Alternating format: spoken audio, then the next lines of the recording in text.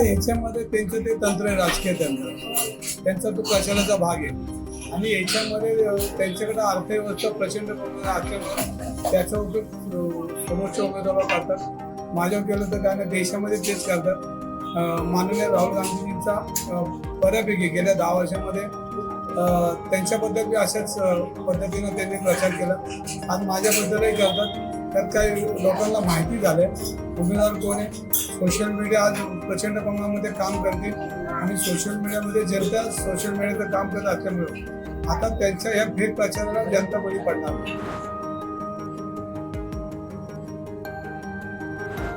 मला अनेक वेळा टार्गेट केलं नाही. टार्गेट हे आता निवडणुकीमध्ये करतात, पुणेकर लोक आणणार, पोलीस आणणार, बाकीच्या यंत्रणा वापरणार. पण याच्यामध्ये पुणेकर यांना भीक घालत ना, कुठल्याही मला टार्गेट करायचा प्रयत्न केला तरी पुणेकर माझ्या बाजूने होते.